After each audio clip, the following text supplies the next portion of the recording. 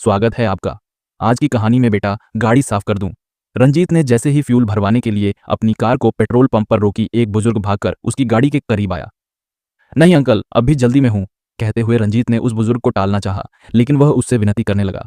बेटा 10 मिनट भी नहीं लगेंगे, थोड़ा ठहर जाओ, मैंने आज सुबह से अभी तक कुछ नहीं खाया, 10-20 रुपए दे देना बस। रंजीत को दया आ गई। अंकल, मैं आपको रुपए दे देता हूँ, आप कुछ खा लीजिएगा। यह कह रंजीत ने जेब से बटुआ निकाल लिया, लेकिन बुजुर्ग ने यह कहते हुए रुपए लेने से इनकार कर दिया कि बेटा, मैं भीख नहीं लेता। अंकल, यह भीख नहीं है, मैं आप मेरे पिता समान हैं, लेकिन आपने सुबह से कुछ नहीं खाया है, इसलिए मैं आपको यह कुछ रुपए देना चाहता हूँ। नहीं बेटा, आप जाइए, मैं इंतजार करूंगा, आप नहीं तो कोई और सही। यह कहते हुए वह बुजुर्ग वापस मुड़ गया। उसका आत्मसम्मान और स्वाभिमान देख रंजीत हैरान हुआ। वह बुजुर्ग उसे कोई आम इंसान नहीं लगा, इसलिए रंजीत अपनी कार छोड़ उस बुजुर्ग के पीछे आया। अंकल, क्या मैं आपसे 2 मिनट बात कर सकता हूँ? बोलो बेटा, आप कहाँ रहते हो? यहीं। यहाँ कहाँ, यह पेट्रोल पंप ही मेरा ठिकाना है, मैं यहीं रहता हूँ। आपका कोई घर द्वार घर था, लेकिन अब नहीं रहा।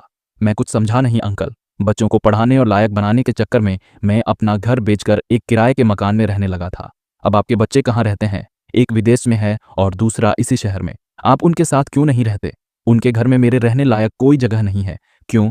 मेरा एक बेटा इसी शहर में डॉक्टर है, 60,000 किराए के बंगले में रहता है, 25 लाख की गाड़ी से चलता है, लेकिन मेरे लिए उसके पास कुछ नहीं है। यह कहते कहते उस बुजुर्ग की आंखों में आंसू छलक गए।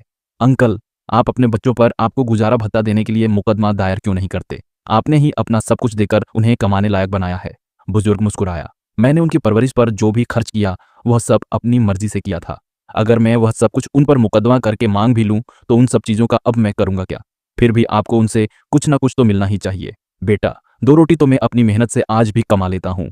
रही मुकदमे की बात, तो अदालत में मुकदमा दायर कर बच्चों के प्रति स्नेह और माता पिता के प्रति सम्मान नहीं मांगा जा सकता। इस बात का अंदाजा मुझे भी है। रंजीत नतमस्तक हो गया, लेकिन फिर उसने अपनी बात को मोड़ दिया। अंकल, अब मैं इतनी देर ठहर ही गया हूं, तो आप मेरी कार पर जमी धूल साफ कर दीजिए। वह बुजुर्ग अपने हाथ में थामे साफे से झटपट उसकी कार पर जमी धूल को साफ करने लगा, लेकिन उसकी जिंदगी पर जमी धूल को साफ करने में असमर्थ रंजीत मन ही मन सोच रहा था कि एक अकेला गरीब पिता माँ अपने बच्चों को लायक बनाने की हिम्मत रखते हैं, लेकिन जवान होने पर वही बच्चे सक्षम होने के बावजूद अपने बुजुर्ग हो चुके माता पिता को संभालने की हिम्मत क्यों नहीं दिखाते। तभी रंजीत ने कहा, अंकल, मेरा गाड़ियों का शोरूम है, आप चाहें तो वहां गाड़ियों की देखभाल का काम कर सकते हैं। बुजुर्ग के हाथ रुक गए। वह मुस्कुराया। बेटा, आप बहुत दयालु हो, लेकिन मुझे किसी की दया की जरूरत नहीं है। रंजीत ने आगे बढ़कर उस बुजुर्ग का हाथ अपने हाथों में लेकर उसे आश्वस्त किया। वहां भी आपको आपकी मेहनत के बदले ही रुपए मिलेंगे। एक अजनबी से इतनी आत्मीयता पाकर उस बुजुर्ग के चेहरे पर गजब का स्वाभिमान था। आज की पीढ़ी भौतिकता के चक्काचौंध में अपने दायित्वों का निर्वहन नहीं कर रही है, क्योंकि मैकाले की शिक्षा पद्धति भाव संवेदना शून्य भोगवादी फसल तैयार करती है। यह ग्रुप एक प्रेरणा स्रोत और जिंदगी जीने के नजरिया को जाहिर करता है। इस ग्रुप में हर रोज धार्मिक, प्रेरणादायक कहानियां और आत्मविश्वास से जुड़ी गाथा भेजी जाती है। कृपया इस ग्रुप को लिंक से ज्वाइन करें। आप